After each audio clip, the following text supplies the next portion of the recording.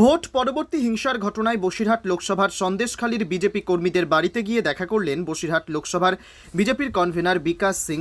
সব এই তো মাঠে গরু নিয়ে গেছো, যত মাঠে যাবে শরীর ভালো থাকবে।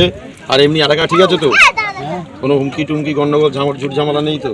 না, আমাদের এখানে নেই। এখন ঠান্ডা আছে, মানে আমরা সমস্ত জায়গায় জিতেছি বলেই কিন্তু এই শান্তি ফিরে এসেছে। তার পাশাপাশি তিনি বিজেপি কর্মী সমর্থকদের বাড়িতে বাড়িতে গিয়ে দেখা করলেন, বিজেপির কর্মীদের পাশে থাকারও আশ্বাস দিলেন। শান্তি, এটাই তো আমরা চাই যে এলাকা শান্তি থাকুক, সবাই শান্তিতে বসবাস করুক। ভাই কিন্তু হ্যাঁ, সেটাই জানি। পাশাপাশি কোনো কিছু হলে সে বিষয়ে জানাতেও বলেছেন যে কোনো কর্মী কোনোভাবেই কিছু হলে তার পাশে থাকার আশ্বাসও দেন। সঙ্গে ছিলেন বিজেপির কিষাণ মোর্চার রাজ্য সম্পাদক রতিকান্ত ঢালে, বিজেপির বসিরহাট লোকসভার কিষাণ মোর্চার সভাপতি সুজয় মণ্ডল, বিপ্লব দাস, নরেন মণ্ডল সহ একাধিক বিজেপি কর্মী সমর্থকরা।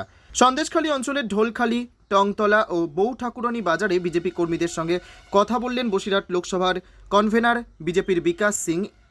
সমস্ত জায়গায় সব হেরেছে, এখন শান্তিতে সবাই আছে।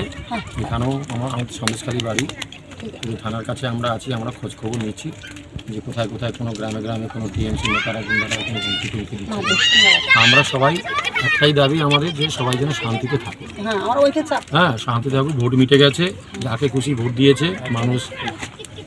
আরও তিনি বলেন, আমরা মানুষের পাশে আছি, আগেও ছিলাম, এখনও আছে। কোনো মানুষ কোনো সমস্যায় পড়লে আমাকে জানাতে পারেন নির্দ্বিধায়। করে এর আগে যত নির্বাচন হয়েছে সেই নির্বাচনে টিএমসিরা ব্যাপকভাবে সন্ত্রাস করেছিল। তো এই লোকসভা নির্বাচনে আমরা সন্দেশখালী বিধানসভা, আমরা এখানকার মানুষের পক্ষ থেকে আমরা রায়টা পেয়েছি।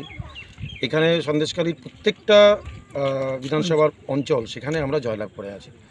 সুতরাং আমাদের দায়িত্ব বেড়ে গেছে এখানকার মানুষরা যাতে শান্তিতে থাকতে পারে, এবং প্রত্যেকটা মানুষের পাশে প্রত্যেকটা গ্রামেই আমরা যাচ্ছি, এবং সেখানে গিয়ে সেখানকার মানুষের কী সমস্যা আছে সেগুলো আমরা জানার চেষ্টা করছি। কিছু কিছু জায়গায় পানীয় জলের সমস্যা আছে, কিছু রাস্তাঘাটের সমস্যা আছে, সেগুলো নিয়ে আমরা যেখানে আধিকারিক আছেন, বিডিও সাহেব আছেন, এবং প্রশাসনিকগতভাবে যেখানে ওসিকে বলার দরকার সেখানে আমরা বলে তার সম্পূর্ণভাবে সেই ব্যবস্থাগুলো আমরা করার চেষ্টা করছি।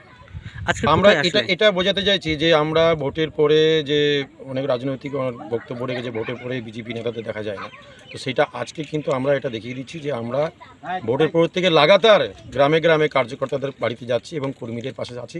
আগামী দিনও আমরা কর্মীদের পাশে থাকবো। আজকে কোথায় এসেছিলেন? আজকে এটা টংতলা বউ ঠাকুরানী এলাকাতে আজকে ঘুরে গেলাম।